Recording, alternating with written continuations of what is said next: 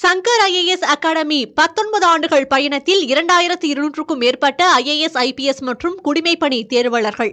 உங்கள் IAS IPS கனவை நிஜமாக்க உடனே 7677666266 என்ற எண்ணிற்கு கால் செய்யவும். சென்னை நந்தம்பாக்கத்தில் உலக முதலீட்டாளர் மாநாடு நடைபெற்று வரும் நிலையில் அங்கு பரந்தூரில் அமைய இருக்கும் விமான நிலையத்தின் முப்பரிமாண காட்சிகள் வைக்கப்பட்டுள்ளன.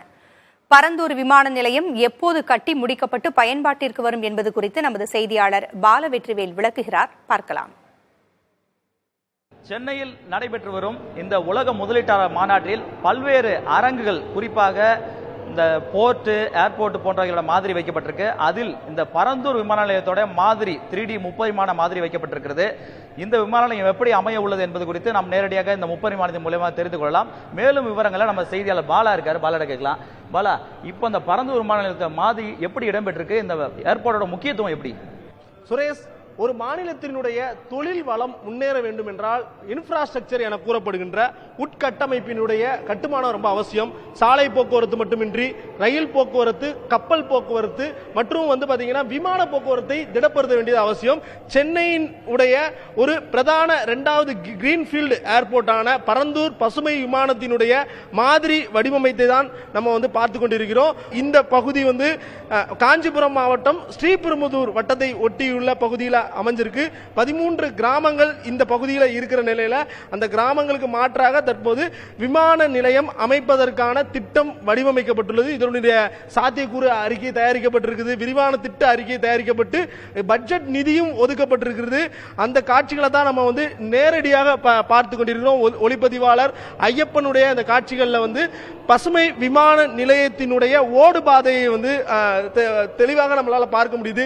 சென்னை நகரத்திலிருந்து 65 முதல் 70 கிலோமீட்டர் தொலைவில் உள்ள இந்த பசுமை விமான நிலையத்தை இணைக்கிறதுக்காக நேரடியாக மெட்ரோ ரயில் பாதை அமைக்க போறாங்க.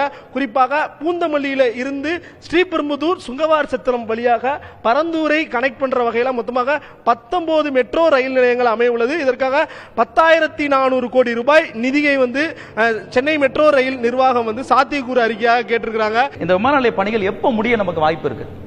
விமான நிலையத்தினுடைய இடத்தேர்வு நடந்து முடிஞ்சுட்டு இருக்கு. இந்த 13 கிராமத்தை பொறுத்தவரை அதுல உள்ள பெரும்பாலான மக்கள் அந்த விமான நிலையத்துக்கு எதிர்ப்பு தெரிவிச்சுட்டு போராட்டம் பண்ணிட்டு வராங்க. இருந்தாலும் அரசாங்கம் சார்பில் அவங்களோட பேச்சுவார்த்தை நடத்தப்படுது. ஏற்கனவே மக்களவையிலையும் விமான நிலையம் பரந்தூர்ல அமைய போது அதற்கான விரிவான திட்ட அமைக்கை சமர்ப்பித்து விட்டோம்.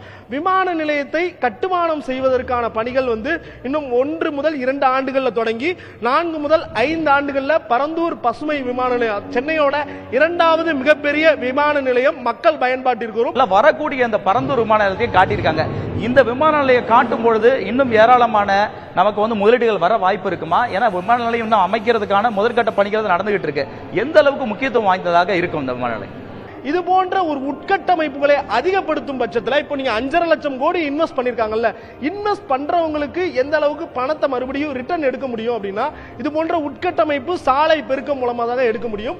எனவே தொழில் வளத்தையும் முதலீட்டையும் அதிகரிப்பதற்கு இந்த உட்கட்டமைப்பை மேம்படுத்துவது அவசியம். அதுவும் தமிழ்நாட்டினுடைய தலைநகரத்தில் மிகப்பெரிய விமான நிலையம் அமைய வேண்டும் என முதலமைச்சரும் பிரதமரும் தொடர்ச்சியாக அவங்க ஒவ்வொரு பேச்சிலையும் சொல்லிக்கிட்டு இருக்கிற நிலையில இது போன்ற ஒரு மாதிரி வடிவமைப்பு இங்கு தொழில் முதலீடு செய்ய வந்திருக்கிறவங்கள ஒரு மகிழ்ச்சியில் ஆழ்ந்திருக்கு. இந்த விமான நிலையத்தின் மாதிரியில் குறிப்பாக நாம் சொல்ல வேண்டும், மெட்ரோ ரயில் கனெக்டிவிட்டி என்பது இந்த மாதிரியிலே இடம்பெற்றிருப்பது கூடுதல் சிறப்பம்சம்.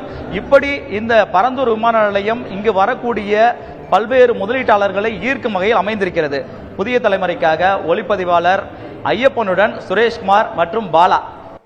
சங்கர் IAS அகாடமி 19 ஆண்டுகள் பயணத்தில் 2200க்கும் மேற்பட்ட IAS IPS மற்றும் குடிமைப்பணி தேர்வாளர்கள். உங்கள் IAS IPS கனவை நிஜமாக்க உடனே 7677666266 என்ற எண்ணிற்கு கால் செய்யவும்.